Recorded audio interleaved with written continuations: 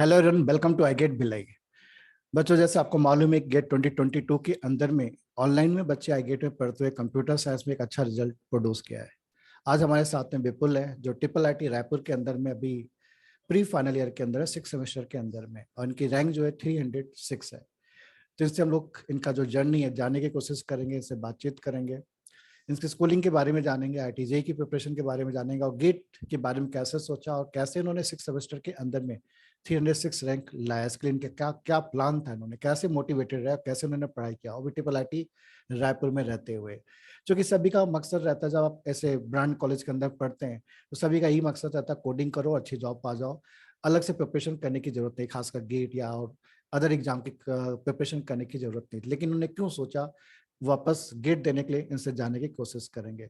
विपुल, सबसे पहले आपको बहुत बहुत बधाई कि आपने प्री फाइनल ईयर के अंदर में मेहनत करके एक रैंक प्रोड्यूस कर ली है। Thank you sir, thank you. तो सबसे पहले हम ये जानना चाहेंगे विपुल तुमसे कि आपका स्कूलिंग, आपका बैकग्राउंड क्या है और कहाँ से हैं आप? सर मैं बेसिकली भिलाई से ही हूँ और मेरी schooling Delhi public school Bhilai से हुई है। नर्सरी से 12th तक पूरी स्कूलिंग वहीं से हुई है। और आईटी जेई की प्रिपरेशन तो मतलब सबको देखते हुए हमने भी चालू कर दी थी, एक कोचिंग ज्वाइन कर लिया था। और उसी के पर लग गए थे, बट अच्छा डायरेक्शन नहीं मिल पाया था क्योंकि वहाँ बहुत भीड़ रहती है और सही से डायरेक्शन नहीं मिल पाया करके उतनी अच्छी प्रिपरेशन नहीं हो पाई तो थी। आपने आईटी जेई की प्रिपरेशन कब से स्टार्ट कर दी थी? वो होता है ना, बहुत से बच्चे 9 से और 8 से स्टार्ट कर देते हैं, आपने कब से स्टार्ट की थी? सर मैंने 11 से ही चालू किया था, 11 से ही एक कोचिंग ज्वाइन करके 11 से ही लगा था, 2 साल की तैयारी थी। ओके ओके, तो अब 11 साल 2 इयर्स आपने प्रिपरेशन की थी आईटी। तो आपको आईटी जेई में ऐसा क्या लगा कि यहाँ पे थोड़ा सा कंपटीशन लेवल ज्यादा है, या कंटेंट का इशू था, या सही गाइडेंस नहीं मिल पाया था? सर गाइडेंस का ही प्रॉब्लम था क्योंकि वहाँ पे ऐसा होता था कि जो क्रीम स्टूडेंट्स थे उन्हीं पे ही ज़्यादा ध्यान दिया जाता था, और जो मीडियोकर थे उन पे उनको अलग बैच में डाल दिया जाता था और उन पे ज़्यादा ध्यान नहीं दे पाते थे। तो गाइडेंस का थोड़ा प्रॉब्लम था, इशू था। और स्कूलिंग के साथ शायद मैंने भी मेंटेन नहीं कर पाया स्पीड। हाँ, होता है, कभी कभी होता है। और दूसरा ये चीज मैंने जो देखा है, कोचिंग वाले अलग अलग ग्रुप्स बना देते हैं कि जो टॉपर्स उनका ग्रुप अलग और जो तो मीडियम उनका ग्रुप अलग। हमको लगता है ये बनाने से भी कुछ बच्चे तो डिमोटिवेट हो जाते हैं कि हम उस लेवल के ही नहीं है जो हमें इस एग्जाम को निकालने चाहिए। हम लोग अपनी कोचिंग में ऐसा नहीं करते, ऐसा ग्रुप नहीं बनाते अलग से, क्योंकि हमको मालूम है यार कब कौन सी चीज किसके साथ क्लिक कर जाएगी पता नहीं। जिसको हम लोग अभी समझ रहे हैं नहीं कर पाएगा, वही बच्चा मेहनत करके बहुत आगे निकल जाता है। और डिफ्रेंशिएट करने से टीचर या कोचिंग वाले खुद से डिफ्रेंशिएट करते थे, अलग कर देते हैं। तो बहुत सारे बच्चे जो मीडियम बच्चे होते हैं वो डिमोटिवेट हो जाते हैं, क्या शायद अभी से मतलब स्टार्ट करने से पहले वो अपने आप को महसूस करने लगते हैं यार मैं तो फेल हो गया, मैं तो इनके लेवल पे नहीं हूँ। लेकिन ऐसा नहीं होता है कि आप उनके लेवल के नहीं, बिल्कुल आप उनके लेवल के, बस आपको मेहनत करना है और लगे रहना है, बस ये मेन पॉइंट है। तो जब आप ट्रिपल आईटी रायपुर में कैसे पहुंचे? सर ट्रिपल आईटी रायपुर में तो एक छत्तीसगढ़ की सीजी काउंसलिंग होती है, उसके थ्रू ट्रिपल आईटी में हो जाता है। तो सीजी कोटा के थ्रू मेरा हो गया था आईटी जेई के बाद। ओके ओके, तो ट्रिपल आईटी रायपुर की हम बात करें तो वहाँ पे अपने भिलाई क्षेत्र से या छत्तीसगढ़ के कितने लोग होंगे आपके साथ पढ़ते होंगे? सर मैक्सिमम तो सीजी के ही लोग हैं, कोरबा, बिलासपुर, भिलाई, रायपुर, सब जगह से मैक्सिमम सीजी के ही लोग हैं। और बाहर से? बाहर से एनटीपीसी कोटा से आते हैं बच्चे बहुत सारे, बट मेनली तो सीजी के ही हैं। एक अच्छा इन्वायरमेंट है ट्रिपल आईटी रायपुर के अंदर में पढ़ने का भी। बहुत बहुत है तो अच्छा इन्वायरमेंट, कोडिंग वोडिंग के लिए भी सब लोग बहुत एंथुसियास्टिक हैं और सब अच्छा माहौल है वहाँ पे। और उसका कैंपस भी बहुत सुंदर है, मैंने देखा है, मैं तो गया हुई हूँ। हमारे भी कुछ स्टूडेंट वहाँ पे हम टेक करते हैं, तो बहुत ही खूबसूरत है। बस ये है कि अगल बगल कुछ नहीं है। कुछ नहीं है सर, उसके लिए बहुत तकलीफ होता है, कहीं भी जाने के लिए, कुछ भी लेने के लिए बहुत दूर जाना पड़ता है और सिर्फ बस पकड़नी पड़ती है। हम लोग को गाड़ी रखना भी अलाउड नहीं रहता। तो मतलब आप इंजॉयमेंट करने का बस कैंपस के अंदर इंजॉयमेंट कर सकते सिर्फ हैं। सिर्फ कैंपस में। हाँ, तो चलिए फिर आपने जब एडमिशन ले लिया तो आपको गेट का ये आइडिया कब से और किसने दिया, और गेट के बारे में कैसे सोचा आपने? सर गेट के लिए सबसे पहले तो मेरे एक भैया हैं, उन्होंने दिया। उन्होंने भी आपके पास से किया, अनुकूल तावरे। ओके। उनसे मुझे गेट का सबसे पहले नॉलेज हुआ। उसके बाद मैंने अपने सीनियर्स को देखा और आपके बारे में मैंने पेपर में भी पढ़ा था, आपकी कोचिंग के बारे में। तो उसके बाद फिर मैंने डिसाइड किया अपने सेकेंड ईयर के एंड में कि गेट के लिए प्रिपेयर होते हैं, क्योंकि प्री फाइनल ईयर में भी एक चांस है देने का। तो एक तरह से हम सेफ हो जाएंगे, फोर्थ ईयर में भी रहेंगे तो जी जी। इसलिए। तो फिर आप जैसे रायपुर में पढ़ते हैं तो रायपुर से तो भिलाई आना जाना मुश्किल है। तो क्या प्लान था आपका उस समय जब आपने कोचिंग ज्वाइन की थी, क्योंकि उस समय ऑनलाइन भी अवेलेबल हो गया था? तो थोड़ा सा जर्नी बताइए, आपने कैसे प्रिपरेशन की गेट की? मतलब आप 6 सेमेस्टर में आपका टारगेट है कि अच्छी रैंक लानी है, तो कितने आवर्स पढ़ते थे और कैसे रिसोर्स को फॉलो करते थे, कैसे रिसोर्स को यूज करते, कौन कौन से रिसोर्स आपने यूज करते थे और कितने आवर्स पर डे देते थे आप? सर मेनली तो मैंने आपका वो पैकेज इसलिए लिया था क्योंकि वो पूरा ऑनलाइन था, क्योंकि मैं ऑफलाइन तो अटेंड बिल्कुल नहीं कर पाता कॉलेज के चक्कर में। इसलिए मैंने आपको पूरा कोर्स लिया और फ्रैंकली मैंने सिर्फ आपके रिकॉर्डेड वीडियोस देखे। मैंने ऑनलाइन सिर्फ आपके डेमो क्लास देखा था, टीओसी का फर्स्ट और सेकंड लेक्चर। उसके बाद मैंने आपका एक्सेस ले लिया था आपसे और सिर्फ ऑनलाइन वीडियो लेक्चर्स देखे मैंने। मैं दिन में यूजुअली मेरा मेरा स्ट्रैटेजी स्टार्टिंग का थोड़ा वेग था, क्योंकि मैं ऐसा सोच रहा था कि पहले पूरा सिलेबस खत्म करूंगा, फिर टेस्ट सीरीज या क्वेश्चंस बनाऊंगा करके। तो उसमें थोड़ा मेरा टाइम निकल गया था, बट मैं दिन में अराउंड 6 आवर्स देता था पर डे। तो कितने नंबर ऑफ वीडियोस आप ऐप से डेली खत्म कर देते थे? सर वेगली 3 या 4, अगर मतलब 2-2 घंटे के हैं, 1-1 घंटे के हैं, तो मैं 1.5x स्पीड बढ़ा के तो लगभग 3-4 वीडियोस हो जाते थे दिन के। तो जैसे बहुत सारे बच्चे मतलब बोलते हैं सर ऑनलाइन उतना मोटिवेशन नहीं रहता है और रिकॉर्डेड में तो और भी नहीं रहता है कि मतलब मजा नहीं आता है, तो आपको ये सब इश्यूज नहीं गया? नहीं सर, मुझे नहीं आया, बल्कि ये मेरा प्लस पॉइंट था कि एक तो वीडियो लेक्चर्स रिकॉर्डेड रहते थे, तो अपने हिसाब से आगे पीछे कर लो। अगर आपने कोई क्वेश्चन दिया तो उसको पॉज करके खुद ट्राई करके देखो कि बन रहा है कि नहीं, फिर आंसर्स देख लो। तो वो एक बहुत बेनिफिट था। बच्चे भी बोलते हैं सर कि चूंकि अकेले पढ़ते रहते हैं ऑनलाइन के अंदर में तो डिमोटिवेट हो जाते हैं, तो फिर कुछ समय तक हमारा पढ़ाई स्टॉप हो जाता है। आपके साथ कभी ऐसा हुआ कि आपको डिमोटिवेट हो गया और नहीं कर पाए आप, फिर आपको 1 हफ्ते 2 हफ्ते बाद फिर मन आया चलो आप कर लेते हैं? सर ऐसा तो होता है, वो डिमोटिवेशन वाला फेज आता है। बट मैं अपने सीनियर से कनेक्टेड था, उन लोग ने बहुत मोटिवेट किया। आपसे कनेक्टेड था, आपको मैं बीच बीच में मैसेज करते रहता था कि सर अब क्या करूं, इसके आगे कैसे करूं करके। तो वो डिमोटिवेशन वाला तो फेज आता है, बट आपको कंसिस्टेंट रहना, कंसिस्टेंसी बहुत इंपॉर्टेंट है। और दूसरा कॉलेज के अंदर में आपके जो दोस्त हैं, जैसे आपने बताया कि वहाँ पर कोडिंग का एनवायरनमेंट बहुत अच्छा है। जब कोडिंग का एनवायरनमेंट बहुत अच्छा है, इंटर्नशिप वगैरह के बारे में बच्चे सोचते हैं, तो उस समय आपको आप डगमगाए नहीं अपने पास से कि यार अब मैं तो कहीं ऐसा नहीं कि लोग जिस स्पीड में आगे जा रहे हैं कहीं ना कहीं हमारा रास्ता उनके साथ छूट तो नहीं जा रहा है? सर वो तो अभी भी लगता है सर, अगर अभी भी हल्का कहीं ना कहीं मन में रहता है। बट ऑनलाइन का एक फायदा ये हुआ कि उनसे कोई इंटरेक्शन नहीं था। हम घर में थे, हम चुपचाप अपनी पढ़ाई कर रहे थे, वो अपना कोडिंग कर रहे थे। तो साथ में रहते तो भले अफेक्ट करता, हम तो शायद हमारा भी ध्यान भटकता कि इंटर्नशिप मतलब कर लेते हैं। लॉकडाउन होने से भी बहुत फायदा मिला? लॉकडाउन होने से बहुत फायदा मिला, हम दिन भर घर में थे तो अपन फुल्ली फोकस कर पाए गेट में। अपना विजन क्लियर था कि ये चीज कर रहा है भाई। तो आपने अपना सिलेबस कब तक कंप्लीट कर लिया था? सर मुझे थोड़ा डिले हो गया था, मैंने अपना सिलेबस लगभग नवंबर एंड दिसंबर मिड तक खत्म किया था। तो आपने सारे सब्जेक्ट कवर कर लिए थे कि कुछ सब्जेक्ट अभी भी आपके छूटे हुए हैं? सर टेक्निकल तो सारे सब्जेक्ट कवर कर लिए थे, बट मैथ्स में कुछ कुछ छूटा था। मैथ्स के मैंने डायरेक्ट पीवाईक्यूज लगाए थे और थोड़े बहुत टेस्ट वेस्ट दिए थे, बस बाकी टेक्निकल सारा कवर था। क्योंकि मैथ्स आप 11 12 में भी चूंकि IIT JEE की तैयारी की है तो एक अच्छी प्रोफेशन रहती है, और खासकर NIT ट्रिपल IITs के स्टूडेंट है तो उनका मैथ्स थोड़ा सा स्ट्रॉन्ग भी रहता है। एप्टीट्यूड के लिए आपने क्या किया था? सर एप्टीट्यूड के लिए मैंने कुछ खास नहीं, एक्चुअली टाइम ही नहीं बचा था सर, क्योंकि दिसंबर लगभग एंड हो गया था, मुझे रिवाइज भी करना था और टेस्ट भी देने थे।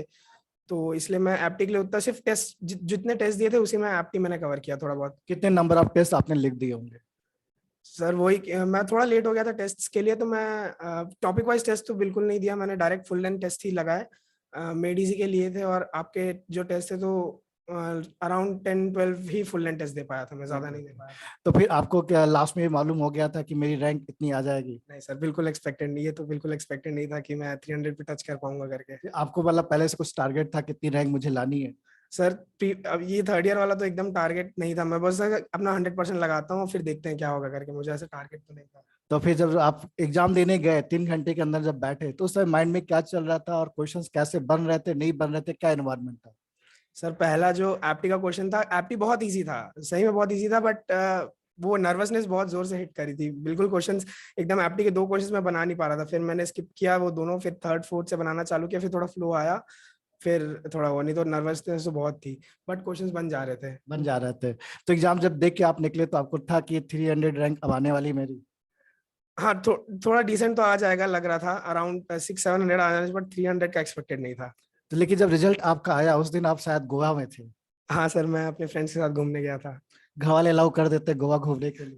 हाँ सर, किए थे, क्योंकि मैंने कहा था कि मैं 1 साल घर में रहूंगा, अच्छे से प्रिपेयर करूंगा, फिर एक ट्रिप जाने देना करके। तो हाँ, चूंकि हमारी आपकी बात हुई तो आपने बोला आपने रिजल्ट भी नहीं देखा था। नहीं देखा था, मेरे एक फ्रेंड ने कॉल किया था मेरे को, हम लोग रात को 1 बजे रिजल्ट आया था, तो मेरे फ्रेंड ने कॉल किया था कि रिजल्ट आया, बता कैसा आया करके। फिर मैंने देखा, फिर मैंने घर में कॉल लगाया था। तो उस समय जो रिजल्ट आया तो गोवा में आपकी तो डबल पार्टी बन गई होगी। हाँ सर, बहुत बहुत हाँ, मजा आया था तो सर। सब आपने रात में रिजल्ट देख लिया था कि सुबह देखा था? रात को ही देखा, रात को ही 1 बजे देखा था, रात 1 बजे देखा था, तो रात को रात ही। भर जगे हो गए फिर? रात भर जग गए थे हम लोग, तो घूम रहे थे, बहुत गोवा मजा का आया। पूरा माहौल लिया? पूरा मजा आया, बहुत मजा आया, सब लोग बहुत चलिए, खुश थे। फिर आप बच्चों के से बात हुई तो बोले सर मैं गोवा में हूँ, कि चलो कोई बात है, एंजॉय करो, रिजल्ट तो आ ही चुका है।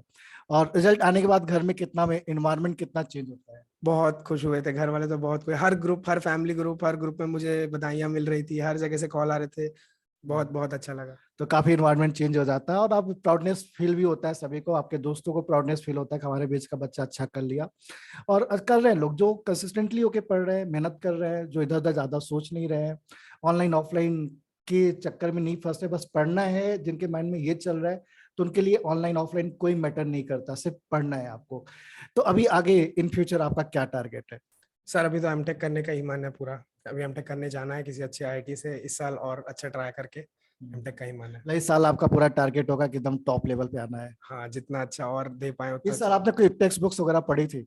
सर कोई टेक्स्ट बुक नहीं, सिर्फ आपके वीडियो लेक्चर्स थे सर। सिर्फ वीडियो देखिए, प्रीवियस के क्वेश्चन सॉल्व किया और टेस्ट सीरीज सॉल्व टेस्ट किया? बस।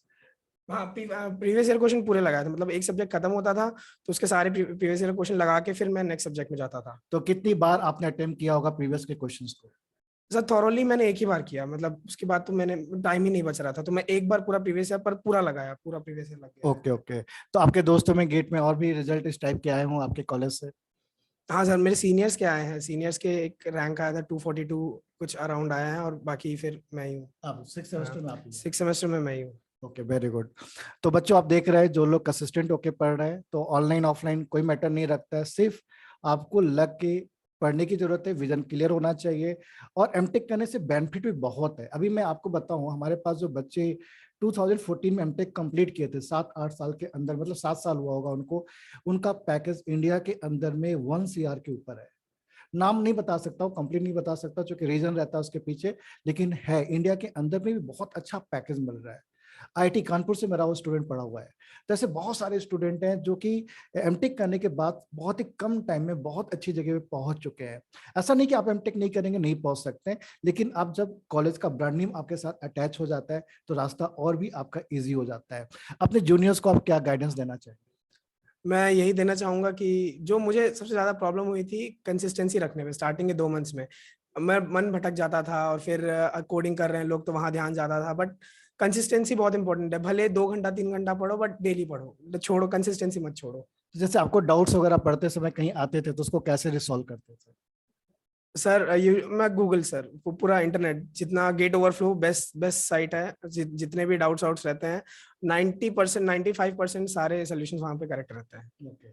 तो मतलब आप प्रीवियस के क्वेश्चन सॉल्व करते थे और गूगल का भरपूर यूज करते थे। हम भी बोलते थे कि तुमको ज्यादा डाउट्स आ रहा है तो आप गूगल, आजकल मटेरियल बहुत अवेलेबल है, ऑनलाइन अवेलेबल है, तो एक बार आपने स्टडी कर लिया और कहीं पे क्वेश्चन में आप फंस रहे, उस क्वेश्चन को आप टाइप करिए गूगल के अंदर में, 101% 3-4 लिंक जो स्टार्टिंग की आती है वहां पे आप जाकर चेक कर सकते हैं, डिस्कशन देख सकते हैं, और आपको कहीं भटकने की आज के डेट में बिल्कुल जरूरत नहीं मुझे लगता है। यस सर, सारा कुछ इंटरनेट पे बहुत कुछ मिल बस जाता इसको पॉजिटिवली आपको यूज करने की जरूरत है। है। यस सर, यस ठीक है, मतलब आप सोशल मीडिया पे आप कितना ज्यादा है? सर। सोशल मीडिया में अभी व्हाट्सएप और इंस्टाग्राम है बस। बस बाकी चीजों उतना इन्वॉल्वमेंट नहीं है। हाँ सर, थोड़ा बहुत लिंक्डइन चलाते हैं। लिंक्डइन तो अभी ऐसा है कि सभी लिखे पढ़े लोग अब उधर ही हो गए। हाँ सर, उसी का। फेसबुक काफी डाउन हो गया पहले से। Yes sir. तो ठीक है, तो सोशल मीडिया पे यूज करिए, लेकिन लिमिटेड यूज करिए, बहुत ज्यादा टाइम मत खराब करिए, और लग के करिए, और सभी लोग मेहनत करिए। ऐसा कोई बात जो मैं नहीं पूछ पाया आपसे और आप बताना चाहते हो? नहीं सर, बस ये है कि वीडियो लेक्चर्स में इनफ कंटेंट है, आप मतलब अगर वीडियो लेक्चर्स देख के प्रीवियस ईयर लगा देंगे तो कंटेंट सारा कवर हो जा रहा है, बस आपको प्रैक्टिस करने की जरूरत है टेस्ट में। अब जो कि हमारा वीडियो सब बेसिक से लेकर एडवांस लेवल तक है, क्वेश्चन से मैंने हर चीज में समझाया हुआ है, बहुत सारे प्रैक्टिस मैंने कराया हुआ, और मैं जो बुकलेट यहाँ का देता हूँ वो भी नॉन गेट के क्वेश्चन है। गेट के क्वेश्चन तो हर जगह कहीं पे मिल जाते हैं, तो आप उसको सॉल्व करिए, प्रीवियस के क्वेश्चन सॉल्व करिए, और आपका बिल्कुल आपको नॉलेज नहीं है सब्जेक्ट के अंदर में, तो भी आप मेरे कोई भी सब्जेक्ट को स्टार्ट कर ले सकते हैं। प्लस उसके लिए आपको प्रीवियस कोई नॉलेज होने की जरूरत है। ऐसा कोई सब्जेक्ट आपको लगा कि हमको पहले से नॉलेज होता तो ये वीडियो देखने में मुझे ज्यादा बेनिफिट होता? नहीं नहीं सर, नहीं सर, एकदम स्क्रैच से आपने पढ़ाया स्टार्टिंग से, तो कहीं भी प्रॉब्लम नहीं पड़ा। हाँ, मतलब व्हाट इज कंप्यूटर से पढ़ाया और इससे ज्यादा क्या बोलूं मैं, हर एक चीज बेसिक से बताया हुआ है। और जो आपको एक चाहिए चीजें एक एग्जाम के अंदर वो सारी चीजें वहाँ पे अवेलेबल है। बस आपको धैर्य रखना है और कंसिस्टेंट रहना है और लगे रहना है। ठीक है, इसके साथ अपनी बात मैं खत्म करता हूँ। आप लोग भी लगे रहिए, आप लोग भी कोशिश करिए कि आप प्री फाइनल के अंदर में अच्छे रैंक्स प्रोड्यूस करिए। और जो फाइनल ईयर के अंदर में उनके पास तो टाइम नहीं, उनको तो पूरा भरपूर अपनी क्या करना है, मेहनत करना है और टारगेट करना है। रैंक के बारे में मत सोचो, आप सब्जेक्ट में एंजॉय करने के बारे में सोचो। आप सब्जेक्ट में जब एंजॉय करने लगेंगे ऑटोमेटिक आपके रिजल्ट कब आ जाएगा आपको पता नहीं चलेगा। सब्जेक्ट को एंजॉय करिए, रिसर्च करिए, प्रीवियस के क्वेश्चन बनाइए, टेस्ट सीरीज दीजिए, प्रॉपर वे में लगे। कभी भी आपको ऐसा लगता है कि कुछ गाइडेंस चाहिए, भले आपने आईगेट में एडमिशन नहीं लिया है, आप मुझे व्हाट्सअप करिए और गाइडेंस लीजिए, कोई दिक्कत नहीं, फ्री ऑफ कॉस्ट, उसके लिए कोई पैसे नहीं लगे। All the best, bye bye.